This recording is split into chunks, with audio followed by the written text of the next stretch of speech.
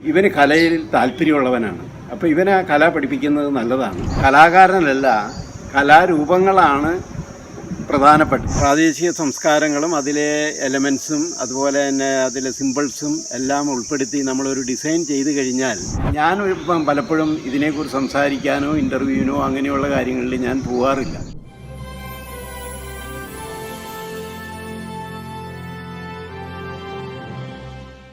ഭാരതത്തിലുള്ള Vatican എംബസിയുടെ പ്രാർത്ഥനാ മുറിയിലെ ചുവർ ചിത്രങ്ങൾ കാണുന്ന വിദേശികൾ ഉൾപ്പെടെ പലരും ചോദിച്ചിട്ടുണ്ട്, ഈ ചിത്രങ്ങളുടെ പിന്നിലെ കലാകാരൻ ആരെന്ന്.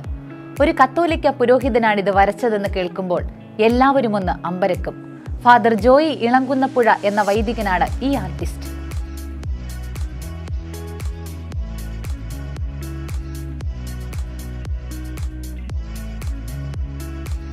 സ്ലേറ്റും പുസ്തകവുമായിട്ട് സ്കൂളിൽ പഠിക്കുന്ന കാലം.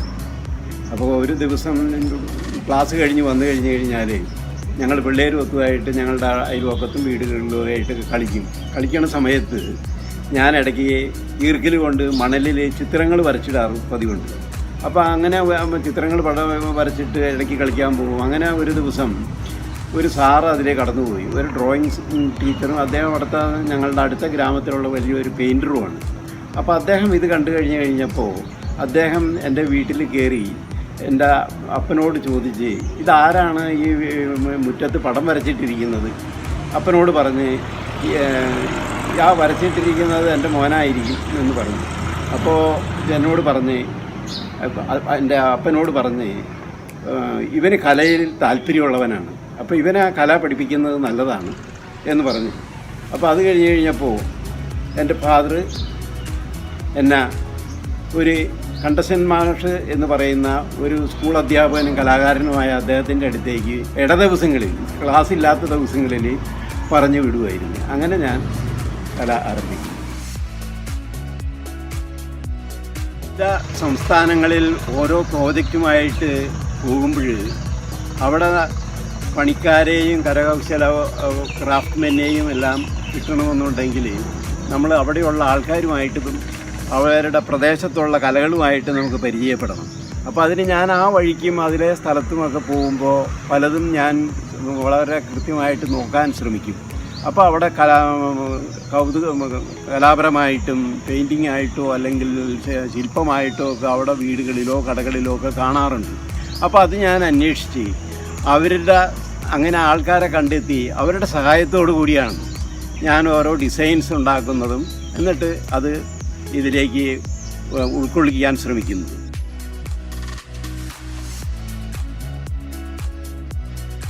കലാകാരനല്ല, കലാരൂപങ്ങളാണ് പ്രധാനപ്പെട്ടത്. കലാരൂപങ്ങൾ സൃഷ്ടിച്ചു കഴിഞ്ഞാൽ കലാകാരനില്ല, പിന്നെ കലാരൂപങ്ങളാണ്. ആ രൂപങ്ങളിൽ കൂടി വേണം കലാകാരനെയും അതുപോലെ തന്നെ ആ കലയിൽ അതിൻ്റെ അകത്ത് പ്രദർശിപ്പിച്ചിരിക്കുന്ന കാര്യങ്ങളെക്കുറിച്ചും ആസ്വാദകർ മനസ്സിലാക്കാനും ആസ്വദിക്കാനും. അപ്പോൾ അങ്ങനെയുള്ളത് കൊണ്ട് ഞാൻ ഇപ്പം പലപ്പോഴും ഇതിനെക്കുറിച്ച് സംസാരിക്കാനോ ഇൻ്റർവ്യൂവിനോ അങ്ങനെയുള്ള കാര്യങ്ങളിൽ ഞാൻ പോകാറില്ല. മറ്റുള്ളവർ കണ്ട് അവർ ആസ്വദിച്ച് അതിനെക്കുറിച്ച് സംസാരിക്കട്ടെ, അതാണ് ഉചിതമെന്നാണ് എനിക്ക് പലപ്പോഴും തോന്നിയിട്ടുള്ളത്. പ്രാദേശിക സംസ്കാരങ്ങളും അതിലെ എലമെൻസും അതുപോലെ തന്നെ അതിലെ സിമ്പിൾസും എല്ലാം ഉൾപ്പെടുത്തി നമ്മളൊരു ഡിസൈൻ ചെയ്ത് കഴിഞ്ഞാൽ, പിന്നെ അത് എക്സിക്യൂട്ട് ചെയ്യേണ്ടി വന്നു കഴിയുമ്പോൾ നമ്മൾ പ്രാദേശികമായ കലാകാരന്മാരെ കൂടി ഉൾപ്പെടുത്തും. അപ്പോൾ കൊത്തുപണിക്കാരായിരിക്കാം, ചിലർ മെയ്സൺസ് ആയിരിക്കാം, ചിലർ പെയിൻറ്റേഴ്സ് ആയിരിക്കാം.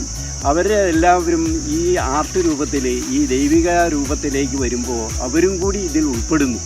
അപ്പോൾ അവർ പ്രാദേശികമായിട്ടുള്ള വിവിധ തരത്തിലുള്ള ആൾക്കാരുടെ വർക്കുകളും ഈ കലാരൂപത്തിൽ പ്രത്യക്ഷപ്പെടണം എന്ന് ഞാൻ എപ്പോഴും വിചാരിക്കാറുണ്ട്. അതുകൊണ്ട് പ്രാദേശികമായിട്ടുള്ള സാധാരണക്കാരായ ആൾക്കാരെ ഇതിൽ പെടുത്താറുണ്ട്.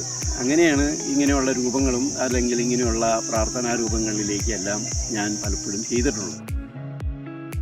ഹൈസ്കൂൾ വിദ്യാഭ്യാസത്തിന് ശേഷം ഞാൻ CMI സഭയിലെ കളമശ്ശേരി പ്രൊവിൻസിലെ ഒരു അംഗമായി ചേരുകയും അവിടുത്തെ പഠനത്തിന് ശേഷം ധർമാരാമിലെ ഫിലോസഫി ചേർന്ന് ഫിലോസഫി പഠനത്തിന് ശേഷം വീണ്ടും എറണാകുളത്ത് തേവരായ ആശ്രമത്തിൽ താമസിച്ചുകൊണ്ട് കേരളത്തിലെ പ്രസിദ്ധമായ കൊച്ചിൻ സ്കൂൾ ഓഫ് ആർട്സിൽ ഞാൻ പഠനം ആരംഭിച്ചു. അവിടെ ചിത്രകാരനും പ്രസിദ്ധ ശില്പിയുമായിരുന്ന ദത്തൻ സാറായിരുന്നു അതിൻ്റെ സാരഥി. അതിനുശേഷം പഠനത്തിന് ശേഷം വീണ്ടും വൈദിക പഠനം പൂർത്തിയാക്കിയ ശേഷം നാഗ്പൂറും പിന്നെ ബോംബെ JJ സ്കൂൾ ഓഫ് ആർട്സിലുമാണ് എൻ്റെ ചിത്രകലാ പരിശീലനവും പഠനവും പൂർത്തിയാക്കിയത്. പ്രകാശം പബ്ലിക്കേഷൻസിൻ്റെ ധാരാളം പുസ്തകങ്ങൾ കവർ പേജ് ചെയ്യാൻ ഇടവന്നിട്ടുണ്ട്. ആ അവസരത്തിലാണ് പ്രസിദ്ധമായ കേരള നസ്രാണി ക്രിസ്ത്യാനികൾ എന്ന് പറയുന്ന പ്ലാസിഡ് ദത്തൻ്റെ പുസ്തകത്തിനും കവർ പേജ് ചെയ്യാൻ അവസരം ലഭിച്ചത്.